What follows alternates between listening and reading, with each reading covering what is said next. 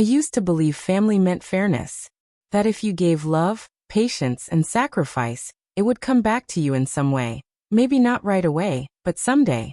I clung to that belief through college, through lonely holidays, through the slow climb to financial independence. Until my parents proved me wrong in the most humiliating way possible. They gave away my apartment, which I paid for, cleaned, decorated, and called home for 3 years, to my older brother's family. Without asking. Without warning. And then, with a straight face, asked me to pay rent to sleep in their storage closet. But the betrayal didn't start there. It started with my brother Evan. Evan was the golden child. Always had been. He got into trouble, they bailed him out. Dropped out of college, they paid for a second attempt. Got his girlfriend pregnant at 22, they helped buy him a house. And when he cheated on that same girlfriend, they told her she needed to try harder to keep her family together. I was the opposite. The fixer. The peacemaker. I got straight A's, worked 2 jobs in college, paid off my loans. I never asked for help. I rented a modest 1-bedroom apartment above my aunt's old bookstore, right outside the city. It wasn't glamorous, but it was mine. Until it wasn't. Evan showed up one evening with his wife, Rachel, and their 2 kids. He looked uncomfortable, like he hated what he was about to say. But he said it anyway. Mom and Dad told us you'd be moving out soon. They said you'd understand. I blinked. Understand what? That we need your place. I laughed, because it sounded absurd. Then I saw Rachel's face, dead serious. They're kicking me out? I asked, heart pounding. They just think it makes more sense, Evan said. You don't have kids. You don't need all this space. And honestly, it's kind of selfish not to help. Selfish. That word stuck like glass in my chest. 2 days later, my parents called. Not to apologize. Not to explain. But to ask me to stop causing drama. They had already started moving Evan's things in. I was stunned. Angry. Homeless. They offered me a solution. Come back home, stay in their spare room. What they didn't mention was that the spare room had become a storage closet. Boxes piled to the ceiling, a fold-out cot shoved in the corner, no windows, no privacy. And the worst part? They asked me for rent. Not from Evan. From me. Just a couple $100 a month, my mom said. To help with groceries and power. You know, since you're staying here now. I wanted to scream. But I said nothing. I just nodded. Because I had nowhere else to go. I stayed in that closet for 3 weeks.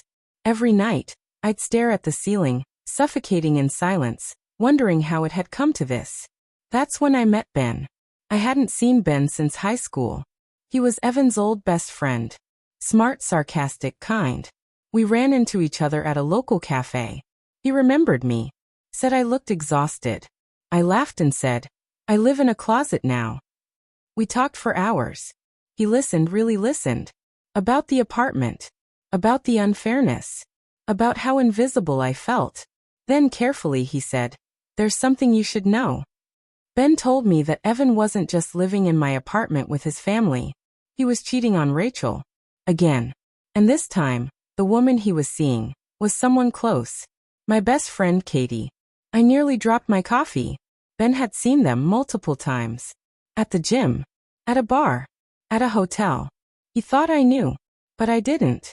That night, I confronted Katie. She denied it. At first. Then she cried. Said she never meant to hurt me. That Evan told her he was getting a divorce. That he felt trapped. I was shaking. My best friend. My brother. Both lying to my face. I didn't tell anyone. Not yet. Instead, I packed my things in silence and left the closet behind. I found a cheap shared apartment with 2 strangers across town. It was loud, cluttered, and barely livable. But it was freedom. Then I planned my revenge. Not out of cruelty, but out of truth. A month later, my parents threw a family dinner to celebrate Evan's promotion. He stood at the head of the table, smug in my old living room, boasting about his success, his sacrifices, his beautiful family. That's when I stood up. Since we're all here, I said, I think there's something we should talk about. Everyone went quiet. Evan, I said slowly, how's Katie? The room stiffened. Rachel frowned. Who's Katie? I turned to her. You might want to ask your husband that. Or better yet, check his texts. Evan went pale. What are you doing? He hissed. What I should have done a long time ago, I said. The truth poured out. About the affair. About how he took my home. About the storage closet. About the rent. Every injustice I swallowed, I spoke. My parents tried to shut me down. Said I was being vindictive. But Rachel had already stormed out, clutching Evan's phone. Ben stood up from the corner of the room, nodded at me once, and followed me out. I never looked back. Months have passed since then. Rachel divorced Evan. Took the kids. Moved in with her sister. My parents begged me to forgive and forget. I said no. I moved into a small studio apartment on my own. It's not much, but it's mine. Fully mine. Katie? Gone from my life. Evan? Lost everything. He tried to guilt me, but I let him sit in the mess he made. And Ben? He visits every Sunday with takeout and terrible puns. Slowly, something real is growing there. Something honest. I learned that sometimes the people closest to you can hurt you the most and expect you to smile through it. But you don't have to. You don't owe anyone your silence. Not even family. Especially not family. Because no one gets to strip away your dignity, call it duty, and expect rent for it. I may have lived in a storage closet, but I came out stronger, louder, and free. And I will never be boxed in again.